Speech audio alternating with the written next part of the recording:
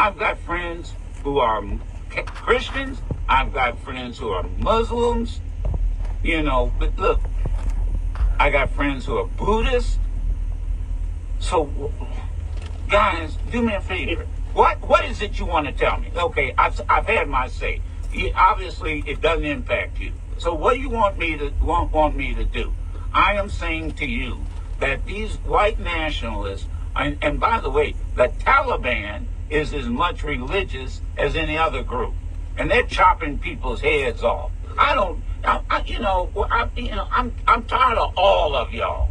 To be honest with you, I'm tired of all of you, because you use any god you can find. Let me say it. You use any god you can find to try and have power.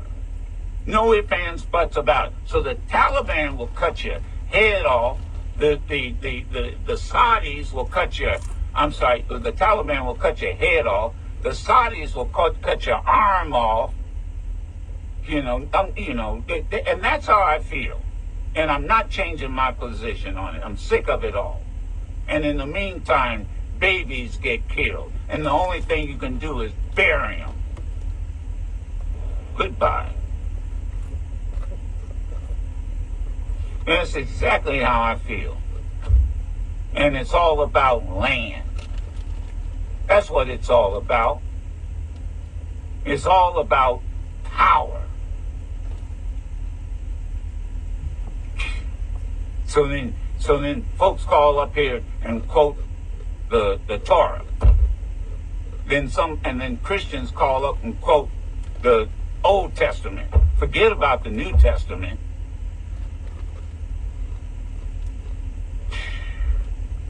And then, give me a break. So y'all, and then you got this crazy ass Mark Robinson. Every Christian alive should lock the door to the church before they see him come in.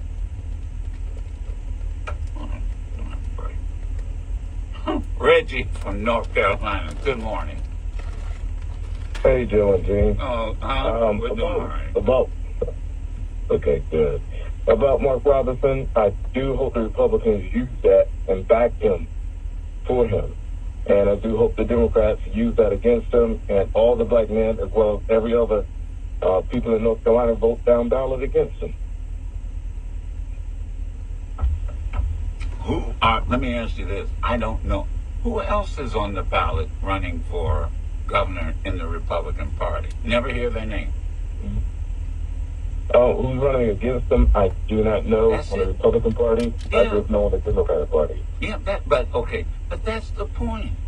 He's taken. He just says, and then he said, well, those are my personal views. We know that. Those are my personal views. We know that. But the question is, do you still stand by them, Mr. Candidate? Oh yeah, 100%. Y'all stand. With his best Herschel Walker imitation. And you're listening to the Joe Madison Show on SXM Urban Radio, Urban View. What did I tell y'all when he was running? They were going to drop. And they're talking about Mark Robinson running for governor in North Carolina. They don't even call him. He's not even endorsing any candidates. They don't even call him up for. They don't have him on TV. He's not even a damn panelist. And I hope the same for Mark Robinson. And I hope the same. It will be. Continue to back him. It will be. I'm going to tell you. I've been there, seen it, done that. And look, I'm telling y'all. I'm not making this up. I'm telling y'all. I know you folks think, well, you're just a know-it-all. No, it's not. I'm a know-it-all. It's that I've seen it all. I've seen this before. There have been Mark Robinsons in the Republican Party for the last 50. I've forgotten the names of some of them. God, please. I love what you're teaching. Continue on, please. I will. I promise. Because it's about getting out the vote. North Carolina. Mike, good morning. Good morning, Joe and family. How you doing, brother? We're doing okay. Man, we not doing okay here in North Carolina. But listen to me, bro. Low voter turnout. This is what this is all about. You said what's going on in North Carolina? Yeah. It's called low voter turnout. You put the dumbest Republicans up there saying the dumbest things, and then you put a black face on it, and then you put Josh Stein, who is the Democrat, running, and it's like low voter turnout is what they all want. That's why we keep getting what we get in North Carolina, brother. Yeah, you got it. You are one, and they are not pushing high voter turnout. That's why I'm saying we're gonna push it. We are going. What's up? We're gonna push it. We're gonna push it. And I'm gonna keep on working on this end. Good. We're gonna get it done this year. But you know what? They put the dumbest Republicans, the stupidest talking Republican up there. That's what they did in Georgia. And it keeps us turned off. Yeah, that's what they did in Georgia with Herschel Walker. And how many calls how many hours, how many days did we spend taking calls from red state Georgia about how great Herschel Walker was?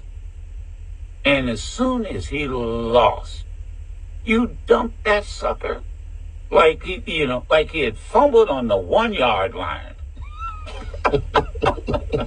Never to be seen. Nope. Not even. They don't even. Even Fox doesn't even invite him on. Joe, he didn't get as close as the 1 yard line. I'll say that. He didn't get to the 1 yard line. What did he do? He fumbled in midfield because he didn't get that close to the offense. He fumbled on kickoff. Right? There you go. Fair catch. Oh, excuse me. Whoops, you got to raise your hand and call it first. Or catch it. As they just mash you. Oh, God. Please. Jerry from Illinois, good morning. Hi, Joe. I want to talk about that humanitarian assistance. Yeah. I'm a truck driver evangelist, but I'm not going to preach today. No, thank you. I just want them to call. I ain't going to preach today because everybody done said they sermon. They've had their sermon, right. I'm concerned about the babies and the woman. I'm wondering if they need to put their baby in a basket and set them on the Mediterranean Sea or in the Jordan River for their babies to survive. I want them to call 48 hours. You are giving us a sermon, you know that, but go ahead. Yeah, just a warm up. Yeah. Just a warm up. Go But I want them to call, really, I want Joe Biden and Kamala Harris to call a 48-hour ceasefire with the folks over there and take Red Cross helicopters and supplies and United Way helicopters and take them supplies off the border and drop them on the roofs of the hospitals and in the parking lots and let their staff distribute their stuff to them folks because they dying of thirst and hunger. Yeah, look. Listen. I told y'all when they took hostages. I don't know why folks. People hear me, but maybe we just don't give me credit. I don't know, and I'm gonna take credit. What did I tell y'all before? I said, here's what you need to do: cut a deal, because Hamas does not want to be. And thank you for your call. Hamas does not want to look like they are inhumane. They already look inhumane. Cut a deal. Get these supplies. Get this. You do not want to sit up here and be accused of having folks drinking out of the toilet. Guys, would you listen to me? You cut off water. You cut off fuel. Food. You don't even have fuel to take ambulances to the hospital. And cut a deal. Now, I don't know, and I said, I don't know what the deal would entail. I said that. But I know there are people smarter than I am on both sides. And they did cut a deal. They did cut a deal. Egypt cut a deal. Other folks cut a deal. And I tell you what, a large part of that had to do with all these riots that took place in Beirut and this country and that country. Cut a deal. Nobody wants to be accused of allowing folks to drink. How can you say I'm for people and I'm watching the people I'm for drink water out of a toilet? How can you can't do it. People aren't crazy. Wait a minute.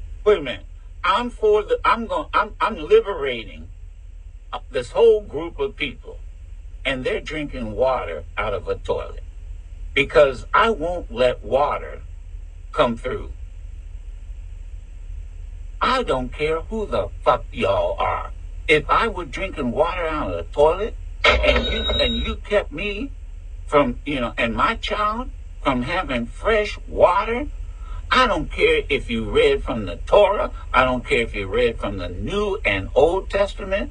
I don't care what Bible you read from. You wouldn't have my support. This is about humanity, not the end of times. Oh, and the guy called from Arkansas. Well, I know what's going to happen, and I'm going to call the Madison show, and I'm going to tell the audience, this is what, how do you know? Because I'm God. No, and he didn't say it was God, but he came off rather like, I'm, and I call you sometime. That's why you only get one call a week, God.